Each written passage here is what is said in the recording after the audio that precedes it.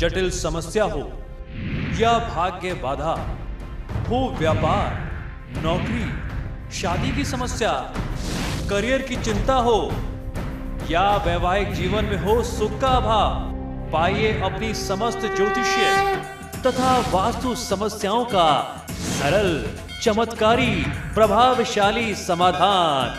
एक जाना माना और विश्वसनीय नाम, आचार्य पंडित श्री वैभवनाथ शर्मा जी, काशी के 400 वर्ष पुराने प्रतिष्ठित और अंतरराष्ट्रीय ख्याति प्राप्त राज ज्योतिषी परिवार की 8वीं पीढ़ी के ज्योतिषी और वास्तु शास्त्री आचार्य पंडित श्री वैभवनाथ शर्मा जी के द्वारा व्यक्तिगत या फिर फोन पर अपॉइंटमेंट लेने के लिए कॉल करें 9818-300-146, 9990-724-131 या फिर ईमेल करें sharma.vaibhav@gmail.com पर।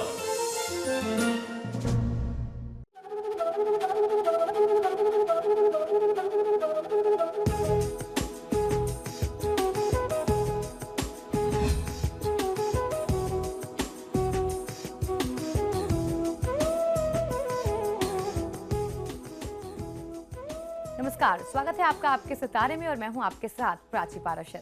क्या आपके घर में परेशानियों का मंडराता है साया? घर में आर्थिक तंगी, कहीं कोई वास्तु दोष तो नहीं?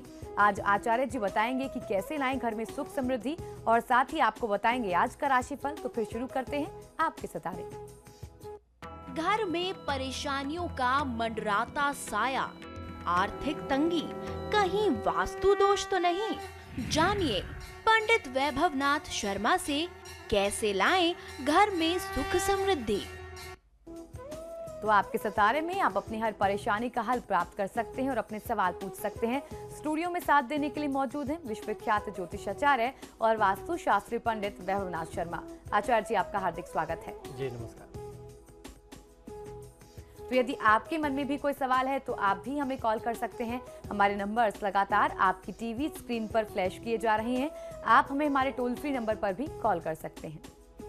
आप हमसे सीधी बात कर सकते हैं। हमारा टोल फ्री नंबर है 1800-102-6303। आप इस नंबर पर मुफ्त में कॉल करें। इसके अलावा आप हमारे लैंडलाइन नंबर्स 0120-464-6332, 0120-464-6327 पर भी कॉल करके हमसे सीधी बात कर सकते हैं। तो चलिए सबसे पहले आचार्य जी से जान लेते हैं आज का पंचांग। जी बिल्कुल, आज का पंचांग इस प्रकार है। विक्रम संवत 2072 और मास चल रहा है आषाढ़ का। आषाढ़ मास के शुक्ल पक्ष की आज सप्तमी तिथि है, गुरुवार का दिन है, नक्षत्र है हस्त, योग है सिद्ध और करण है गर्भ। और चलिए अब जान लेते हैं 12 राशियों का हाल। आज का दिन उनका कैसा रहने वाला है और सबसे पहले बात करेंगे मेष राशि की। मेष राशि वाले जातक लोगों को आज की दिनचर्या में किसी भी व्यक्ति पर बहुत आसानी के साथ विश्वास नहीं करना चाहिए। हो सकता है आप जिस व्यक्ति को बहुत अपना समझ करके बहुत विश्वास पात्र बनाना चाहते हैं वह व्यक्ति आपके भरोसे को, विश्वास को तोड़ दे। तो आज किसी पर बहुत ज्यादा विश्वास ना करें। आज के दिन को शुभ बनाने के लिए ओम माईने नमः मंत्र का 108 बार जाप कर लेना आपके लिए सर्वोत्तम होगा। आज की दिनचर्या में अपने क्रोध पर नियंत्रण रखना भी आपके लिए बहुत आवश्यक है। और चलिए अब जान लेते हैं वृषभ राशि वाले आज क्या उपाय करें। वृषभ राशि वाले जातक लोगों के लिए आज की दिनचर्या में आपके लिए कुछ चौंकाने वाले परिणाम, बड़े सरप्राइजेस आपके सामने आ सकते हैं और ये जो कुछ भी परिणाम आएंगे ये आपके पक्ष में, आपकी बेहतरी के लिए होंगे। आज की दिनचर्या में सबको साथ मिला करके, एकजुट करके चलने की ही आपको आवश्यकता पड़ेगी। आज के दिन को शुभ बनाने के लिए ओम भक्ति प्रियाय नमः मंत्र का 108 बार जाप कर लेना आपके लिए सर्वोत्तम होगा। किसी की निंदा करने से बचना चाहिए। और चलिए अब जान लेते हैं मिथुन राशि वाले आज क्या उपाय करें। मिथुन राशि वाले जातक लोगों को आज की दिनचर्या में आवश्यकता है कि आप जो भी काम करें उसे प्लान्ड वे में, यानी नियोजित रूप से आपको अपने कार्य को, अपनी दिनचर्या को अंजाम देना चाहिए, जिससे आपको अपने कामों को करने में बहुत आसानी हो जाएगी, बहुत सुविधा होगी और आप लाभ भी ज़्यादा प्राप्त कर सकेंगे। आज के दिन को शुभ बनाने के लिए श्री काल भैरवाष्टकम का पाठ कर लेना आपके लिए सर्वोत्तम होगा। मांसाहार के सेवन और प्रयोग से आपको बचना चाहिए। और चलिए अब जान लेते हैं कर्क राशि वालों का आज का राशिफल। कर्क राशि वाले जातक लोगों को आज की दिनचर्या में अपने खर्चों पर नियंत्रण रखना, कंट्रोल रखना बहुत आवश्यक होगा आपके लिए, क्योंकि आने वाले समय में आपको आर्थिक तंगी हो सकती है। ऐसी समस्याएं, ऐसे लक्षण आपके लिए इस समय में बन रहे हैं। तो वर्तमान समय में आपके पास जो भी पैसे हैं उसे बहुत ही सूझबूझ के साथ आपको प्रयोग में लेना चाहिए, खर्च करना चाहिए। आज के दिन को शुभ बनाने के लिए देवी कवच का पाठ कर लेना आपके लिए सर्वोत्तम होगा। काले रंग के वस्त्रों के प्रयोग से आप बचें तो आपके लिए उत्तम है। और चलिए अब जान लेते हैं सिंह राशि वाले आज क्या उपाय करें। सिंह राशि वाले जातक लोगों के लिए किसी प्रोजेक्ट में धन निवेश करने से पहले, यानी पैसा लगाने से पहले अच्छी तरीके से सोच विचार कर लें और उस प्रोजेक्ट, उस परियोजना के बारे में आपको अच्छे से जानकारी प्राप्त कर लेनी चाहिए। हो सकता है जितना आपको लाभ और जितना मुनाफा आपको समझाया जा रहा है, वास्तव में इतना लाभ उस काम में ना हो। आज के दिन को शुभ बनाने के लिए गणपति अथर्वशीर्ष का पाठ कर लेना आपके लिए सर्वोत्तम होगा। अपने आत्मविश्वास में किसी भी प्रकार से आप कमी मत आने दीजिए। और चलिए अब जान लेते हैं कन्या राशि वाले आज क्या उपाय करें। कन्या राशि वाले जातक लोगों को इस समय थोड़ा सा ध्यान देने की आवश्यकता है। आपके अंदर जो धैर्य की कमी है उसे दूर करने की आपको आवश्यकता है, उसे दूर करने का प्रयास आपको स्वयं से करना चाहिए। अपने अतीत की बुरी यादों को आप भुला दें और आगे आने वाले भविष्य के बारे में प्लान करें तो आपको ज्यादा लाभ मिलेगा। आज की दिनचर्या को शुभ बनाने के लिए श्री दशरथ कृत शनि स्तोत्र का पाठ कर लेना आपके लिए सर्वोत्तम होगा। किसी की निंदा करने से बचना चाहिए। और चलिए वक्त हो गया है हमारे कॉलर लेने का और हमारे पहले दर्शक रामकिशोर फिरोजाबाद से हमारे साथ जुड़ चुके हैं। जी रामकिशोर, बताएं क्या सवाल है आपका। अरे मेरा जन्म 1 सितंबर जी 1965। जी घर में कलेश था, व्यापार चल नहीं रहा। जी बिल्कुल, जन्म का समय और स्थान भी बताइए।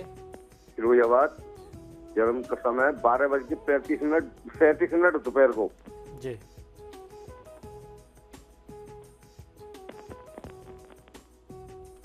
देखिए, वर्तमान समय के हिसाब से आपकी जन्मपत्रिका में शुक्र की महादशा अभी आरंभ ही हुई है और शुक्र आपके लिए जो है ये प्रबल मार्केश बन रहा है। ये कह सकते हैं कि 8 जुलाई से आपके लिए ये समय, ये काल आरंभ हुआ है और इसके पहले की भी जो परिस्थितियां रही हैं आपके लिए वो बहुत अच्छी, बहुत सहयोग करने वाली दशा आपके लिए केतु की नहीं रही है। तो वर्तमान समय में ये जो शुक्र का मार्केश आपके लिए आरंभ हुआ, इसमें आपको ध्यान ये रखना है कि आप कहीं कोई रुपए पैसे का निवेश ना करें, जल्दीबाजी में आकर के कहीं कोई पैसा ना लगाएं, अन्यथा आपके लिए कोई बड़े मतलब अघटनीय परिस्थिति का सामना आपको करना पड़ सकता है। इस समय में बड़ा आर्थिक नुकसान हो जाए, मानसिक आपको क्षति पहुंचे, शारीरिक रूप से कष्ट मिले, ऐसे संयोग आपके लिए बनते हैं। तो सबसे पहला काम आपको ये करना है कि शुक्र के वैदिक मंत्रों का जाप करा करके शांति कराएं और नियमित रूप से भगवान विष्णु और माँ लक्ष्मी की पूजा आराधना करें। पूरे दिनचर्या में एक पाठ विष्णु चालीसा और एक पाठ लक्ष्मी चालीसा का पाठ करेंगे तो इस अशुभ दशा से, अशुभ परिस्थिति से आपका बचाव भी होगा और आजीविका के लिए कहीं ना कहीं कोई रास्ता भी बनने लगेगा। और राजविंदर अगली दर्शक हमारे साथ जुड़ गई हैं। जी राजविंदर, बताएं क्या सवाल है आपका। नमस्कार गुरुजी। जी नमस्कार, बताइए।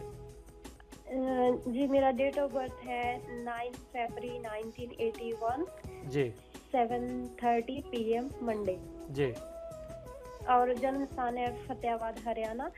और मैं गुरुजी ऑस्ट्रेलिया में रह रही हूँ 6-7 ईयर से और परमानेंट रेजिडेंसी के लिए बहुत ट्राई कर रही हूँ, लेकिन कुछ ना कुछ ऐसा हैपन हो जाता है कि मेरे नहीं बन पाता केस। और भी बहुत हेल्थ वाइज भी बहुत प्रॉब्लम है, फाइनेंशियली बहुत प्रॉब्लम है, कुछ समझ नहीं आ रहा क्या जी बिल्कुल, बड़ा संयोग की बात है कि हमारा क्षेत्रीय चैनल है, क्षेत्रीय कार्यक्रम है और फ़ोन ऑस्ट्रेलिया से आ रहे हैं। ये हमारे कार्यक्रम की लोकप्रियता ही कही जाएगी।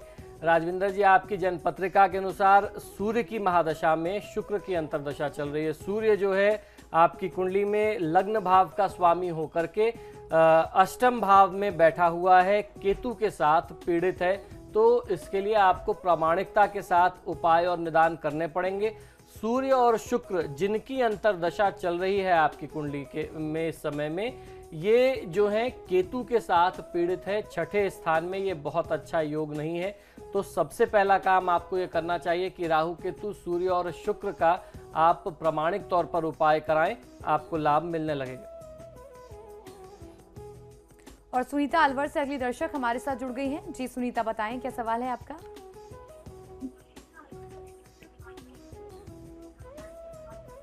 हेलो जी सुनीता, बताएं क्या सवाल है आपका।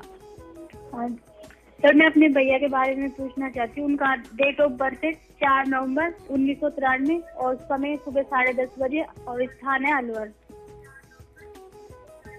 जी बताएं तो क्या मैं प्रश्न क्या है पूछना आपका? चाहती हूँ कि उनकी गवर्नमेंट जॉब कब तक लगेगी। जी बिल्कुल, देखिए इनकी जन्म पत्रिका में बृहस्पति की महादशा में शुक्र की अंतर्दशा चल रही है। बृहस्पति इनकी कुंडली में लग्न भाव के स्वामी हैं और उसके साथ साथ चतुर्थ स्थान के स्वामी होकर के 11वें स्थान में बैठे हैं। आपने सरकारी नौकरी से जुड़ा हुआ प्रश्न किया है, तो सरकारी नौकरी की दृष्टि से इनके लिए परिस्थितियां बिल्कुल भी इनके पक्ष में नहीं बनती हैं, या सीधे तौर पर मैं कहना चाहूँगा कि सरकारी नौकरी का योग आपके भाई साहब की कुंडली में बिल्कुल भी नहीं है। तो सरकारी नौकरी के इंतज़ार में इनको समय व्यर्थ नहीं करना चाहिए, नष्ट नहीं करना चाहिए। इस दौरान इनको प्राइवेट सेक्टर्स में प्रयास करना चाहिए, उसमें भी बहुत कठिनाई से इनको नौकरी प्राप्त होगी। और वर्तमान समय की दशा को देखते हुए, बृहस्पति की महादशा में शुक्र की अंतर्दशा को देखते हुए, भगवान विष्णु और माँ लक्ष्मी की पूजा आराधना या सीताराम जी की पूजा आराधना इनको लाभ देगी। अगली दर्शक कमला अजमेर से हमारे साथ जुड़ गई हैं। जी कमला, बताएं क्या सवाल है आपका। हेलो, हाँ जी पंडित जी नमस्कार। पंडित जी नमस्कार। जी नमस्कार, बताइए। मेरी बहू है 79, 24 जून का उनका जन्म है जी। हाँ, उनके मतलब तबीयत भी सही नहीं रहती है और दोनों क्या वो मांगलिक है या क्या चक्कर, दोनों मियाँ बीवी में कभी बनती नहीं है, कुछ रहते नहीं है। जी बिल्कुल, आप बहू का जन्म का समय और स्थान भी बताइए। हाँ जी, हाँ, और लड़की सुबह 8 बजे राउत बटा, सुबह 8 बजे राउत बटा, जी राजस्थान। जी बिल्कुल, देखिए आपकी बहू की जो कुंडली है वो लग्न और चंद्र से तो मांगलिक नहीं है, लेकिन शुक्र से मांगलिक जरूर है। मंगल दोष देखने के कई सारे विधान, कई सारे नियम हमारे शास्त्रों में बताए गए हैं। लग्न से देखना चाहिए, चंद्र कुंडली देखनी चाहिए और उसके साथ साथ शुक्र मांगलिक भी देखना चाहिए। और सप्तम भाव से कहीं संयोग तो मंगल का नहीं बन रहा है, तो शुक्र मांगलिक आपकी बहू जरूर है। अब आपके बेटे के साथ इनका संयोग कितना बनता है वो कुछ सेकंड्स में कुंडली मिलान करके बता पाना असंभव है, और एक कॉलर्स की 2 कुंडली भी हम लोग नहीं ले पाते क्योंकि समय का अभाव होता है, प्रैक्टिकली वो संभव नहीं है। तो ऐसे में सही तरीके से आप दोनों अपने बहू और बेटे का, वर वधू का आप कुंडली मिलान करवाएं और उसका निदान करें। इनकी कुंडली के हिसाब से शनि की दशा चल रही है। शनि इनकी कुंडली में सप्तम और अष्टम भाव का स्वामी होकर के द्वितीय स्थान में बैठा हुआ है राहु के साथ। दूसरा भाव जो होता है वह वाणी का स्थान भी होता है, धन स्थान होने के साथ साथ। तो व्यक्ति वाणी से बहुत ज़्यादा कर्कश, बहुत ज़्यादा खराब हो जाता है ऐसे पीरियड में, ऐसे दशा में। तो इनको अपने लिए शनि के प्रामाणिक उपाय जरूर करने चाहिए। तो अगली दर्शक रतन कुमारी सीतापुर से हमारे साथ जुड़ गई हैं। जी बताएं क्या सवाल है आपका।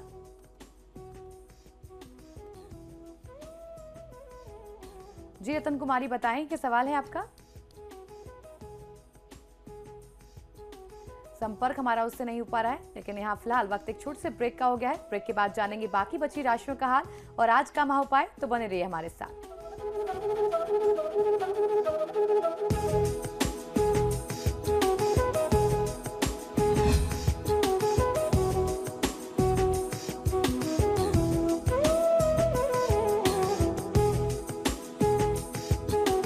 ब्रेक के बाद स्वागत है आपका। चलिए रुक कर लेते हैं बाकी बची राशियों का और जान लेते हैं तुला राशि का हाल। तुला राशि वाले जातक लोगों को आज की दिनचर्या में अपने काम को संगठित करके पूर्ण करने की आवश्यकता है, क्योंकि आपका काम बहुत अव्यवस्थित, बहुत बिखरा हुआ है। इससे आपको अपने कामों को पूरे करने में बहुत ज़्यादा असुविधा होगी। तो इस समय में आपको अपने काम को ऑर्गेनाइज करने पर ध्यान देना चाहिए और कोई व्यक्ति अगर आपके पास सहायता मांगने आता है तो उसको आप मना मत करें। यथासंभव यथा सामर्थ्य आपको उसकी सहायता अवश्य करनी चाहिए। आज के दिन को शुभ बनाने के लिए श्री वाल्मीकि जी द्वारा रचित भगवान गणेश के स्तवन का आप पाठ करते हैं तो आपको लाभ मिलेगा। किसी भी प्रकार के वाद विवाद और लड़ाई झगड़े में आप स्वयं को ना उलझाएं। और चलिए अब जान लेते हैं वृश्चिक राशि वाले जातक आज क्या उपाय करें। वृश्चिक राशि वाले जातक लोगों को आज की दिनचर्या में आपके ज्ञान से आज सब प्रभावित हो सकते हैं, इसलिए जितना हो सके आपको अपने ज्ञान, अपनी जानकारी, अपने विचार, अपने आइडियाज लोगों के साथ बांटने चाहिए, शेयर करने चाहिए। आज की दिनचर्या को शुभ बनाने के लिए चंडी कवच का पाठ कर लेना आपके लिए सर्वोत्तम होगा। अपने परिवार में, कुटुंब में, भाई बंधु के साथ किसी भी प्रकार का वाद विवाद, लड़ाई झगड़ा इस समय आप ना करें। और अब जान लेते हैं धनु राशि वाले आज के दिन को शुभ बनाने के लिए क्या उपाय करें। धनु राशि वाले जातक लोगों के लिए आज की दिनचर्या में कोई बहुत अच्छी जॉब की ऑफर आपको प्राप्त हो सकती है, लेकिन इससे आप थोड़ा सा भ्रमित, कंफ्यूज भी हो सकते हैं। आप ये निर्णय नहीं कर पाएंगे कि आपको ये जॉब स्वीकार करना है, ये प्रस्ताव को स्वीकार करना है या अपने पुराने जॉब को ही कंटिन्यू करना है। तो ऐसे में किसी योग्य और अनुभवी व्यक्ति से आपको सलाह मशवरा अवश्य कर लेना चाहिए। आज की दिनचर्या को शुभ बनाने के लिए श्री कृष्ण सहस्त्रनाम स्तोत्रम का पाठ कर लेना आपके लिए सर्वोत्तम होगा। वाहन का प्रयोग जब आप करते हैं तो बहुत सावधानी के साथ करें, तेज गति में वाहन ना चलाएं आप, क्योंकि आज की दिनचर्या में आपके लिए दुर्घटना की स्थिति भी बनती है। और चलिए अब जान लेते हैं मकर राशि वाले जातकों के सितारे आज क्या कह रहे हैं। मकर राशि वाले जातक लोगों के लिए आज की दिनचर्या में आवश्यकता है कि आप आत्मसंयम बना करके रखें, वरना बनता हुआ काम भी बिगड़ सकता है और आपको अपने व्यवहार और अपनी वाणी पर बहुत ज्यादा नियंत्रण की आज आवश्यकता पड़ेगी। आज की दिनचर्या को शुभ बनाने के लिए श्री गोपाल सहस्त्रनाम स्तोत्रम का पाठ कर लेना आपके लिए सर्वोत्तम होगा। ऐसा कोई भी व्यवहार ना करें जिससे बड़े बुजुर्गों के दिल को, उनकी भावना को ठेस पहुंचे। और चलिए अब जान लेते हैं कुंभ राशि वालों का आज का राशिफल।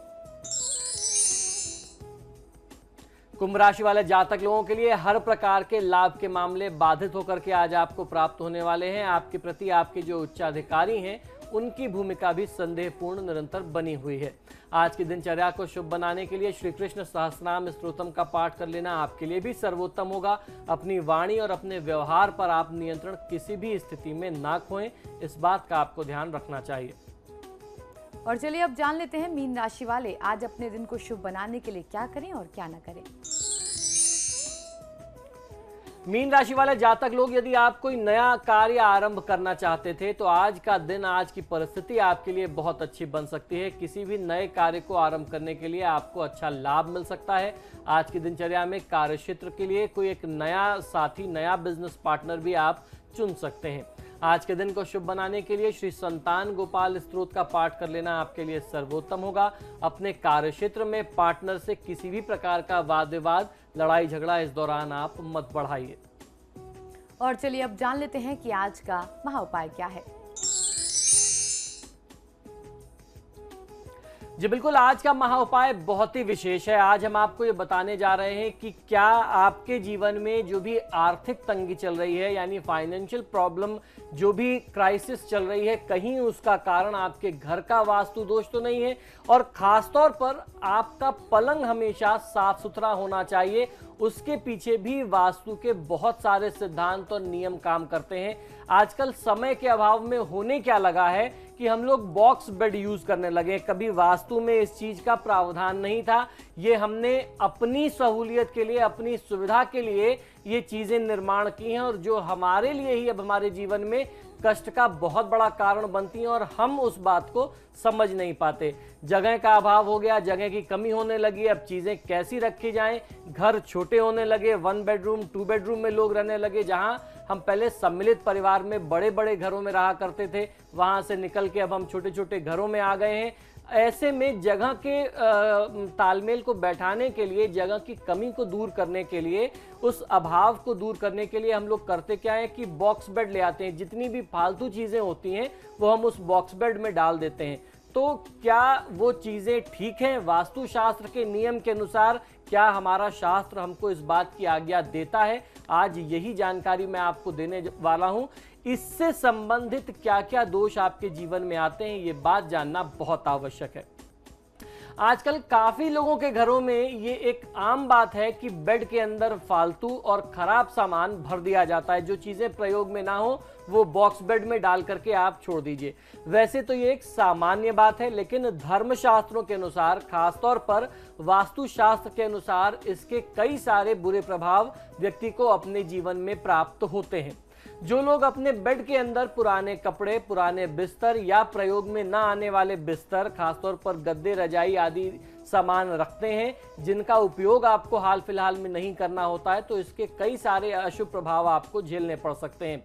इसकी वजह से बेड के अंदर इस प्रकार के सामान नहीं रखने चाहिए जिससे आपके अपने ऊर्जा जो है, आपके अपने कमरे की ऊर्जा प्रभावित हो।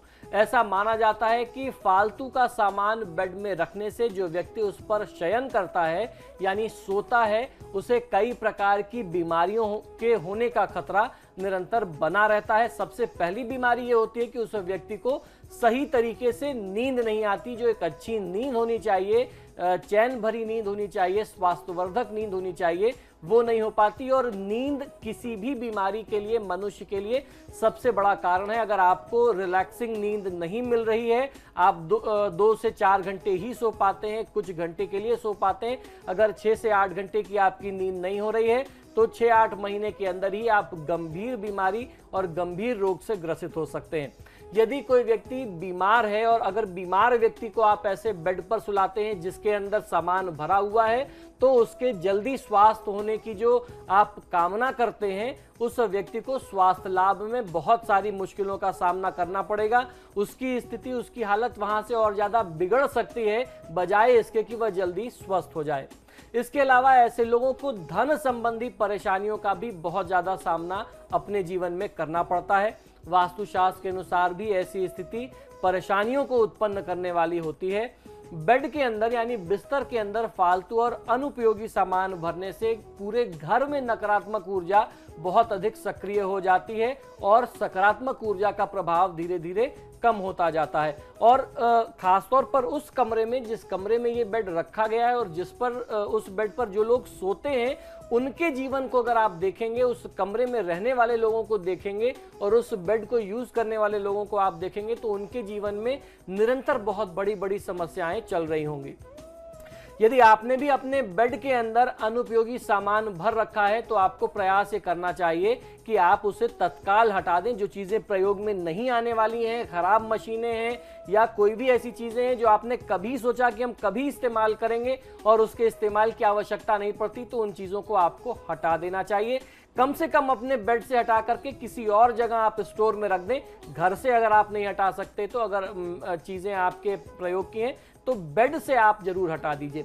इन सभी बातों को देखते हुए पुराना बेकार सामान आपके लिए हानिकारक हो सकता है, इस बात का आप ध्यान रखें और उनको अपने बेड से निकाल करके, बॉक्स बेड से निकाल करके स्टोर में डाल दीजिए। स्टोर बनाने की परंपरा हमारे वास्तुशास्त्र में पुराने समय से इसीलिए बताई गई है कि आप अनुपयोगी सामान घर से और परिजनों से, रहने के क्षेत्र से अलग रखें, जिससे अगर उसकी कोई अशुभ ऊर्जा भी है, नकारात्मक ऊर्जा भी है, तो वो आपके परिवार पर और आपके घर पर दुष्प्रभाव नहीं डाल सकेगी। तो इस प्रकार से अगर आप करते हैं, आप अपने बेड को साफ सुथरा रखते हैं, अंदर से ऊपर से सुसज्जित रखते हैं, तो आपकी नींद भी अच्छी होगी और माँ लक्ष्मी की कृपा भी आप पर निरंतर बनी रहेगी, आपका स्वास्थ्य भी अच्छा रहेगा और परिवार में आने वाली जो बड़ी से बड़ी आर्थिक समस्याएं हैं, उनसे भी आपको मुक्ति मिल जाएगी।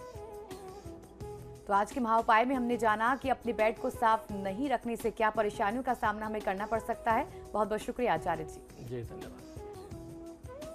फिलहाल आपके सितारे में इतना ही। देखते रहिए समाचार प्लस।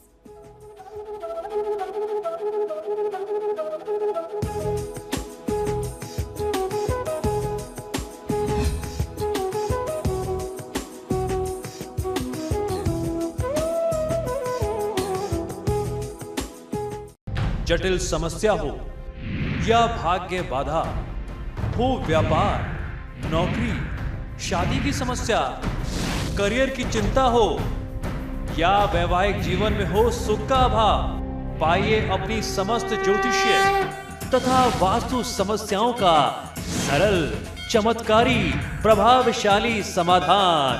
एक जाना माना और विश्वसनीय नाम, आचार्य पंडित श्री वैभवनाथ शर्मा जी, काशी के 400 वर्ष पुराने प्रतिष्ठित और अंतरराष्ट्रीय ख्याति प्राप्त राज ज्योतिषी परिवार की 8वीं पीढ़ी के ज्योतिषी और वास्तु शास्त्री आचार्य पंडित श्री वैभवनाथ शर्मा जी के द्वारा व्यक्तिगत या फिर फोन पर अपॉइंटमेंट लेने के लिए कॉल करें 9818-300-146, 9990-724-131 या फिर ईमेल करें sharma.vaibhav@gmail.com पर।